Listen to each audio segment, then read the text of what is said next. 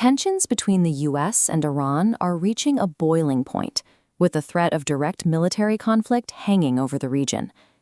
To defuse the situation, a 15-point peace proposal started making the rounds in international media, allegedly offering a clear path to de-escalation. Eager to step into the global spotlight, Pakistan quickly positioned itself as the primary mediator.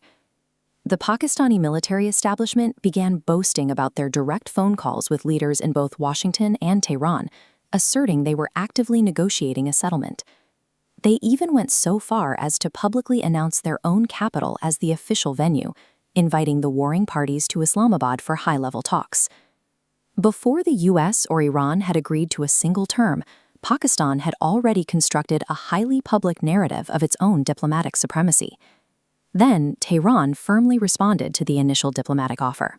They publicly and aggressively completely rejected the entire 15-point proposal. Iranian officials didn't hold back, directly dismissing Pakistan as a mere credit seeker. They made it exceptionally clear that Islamabad had zero role in any real negotiations. But in the exact same breath, Iran offered a surprising counterproposal. They explicitly named India as a trusted friend, stating that if any nation were to mediate, it would be New Delhi. This endorsement is especially striking because India's own external affairs ministry had already firmly stated they were not interfering in the process.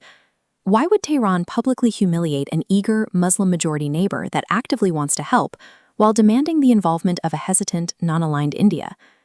To understand Iran's reaction, we have to look at Pakistan's diplomatic baggage.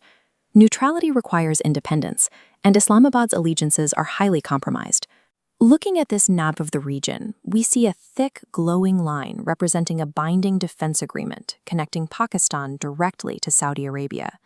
This pact is a crucial financial and military lifeline for Islamabad.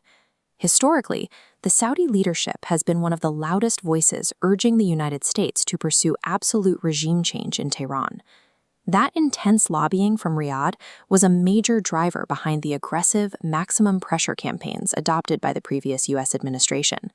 The animosity between Riyadh and Tehran is active and violent.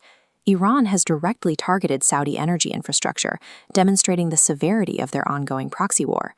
When a nation is financially and militarily shackled to Iran's greatest regional rival, it possesses exactly zero credibility to act as an impartial peace broker.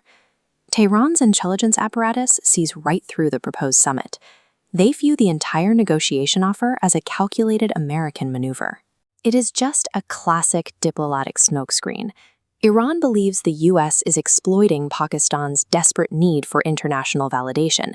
By letting Islamabad make loud claims about hosting peace talks, it creates a media distraction.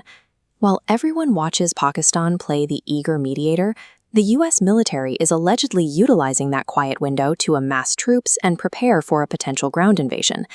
Yet, even after being publicly exposed as a mere prop in this geopolitical theater, Pakistani leaders continue to celebrate their crucial role to their domestic audience. In high-stakes conflicts, economically vulnerable nations frequently find themselves used as disposable, noisy decoys by superpowers executing much quieter, lethal maneuvers. So, if Pakistan is the decoy, what exactly was Iran looking for in a real mediator? This split-screen data visualization shows India's trade positioning. New Delhi maintains massive, simultaneously balanced economic and diplomatic ties with both the Western Bloc and Tehran. They fiercely protect an independent foreign policy.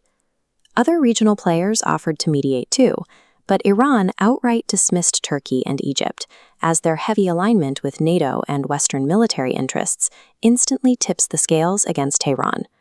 True diplomatic credibility is never earned by making desperate phone calls or rushing to host a summit. It is built over decades by protecting your capacity to say no to powerful allies. Right now, the immediate threat of a catastrophic war between the U.S. and Iran remains a highly volatile reality.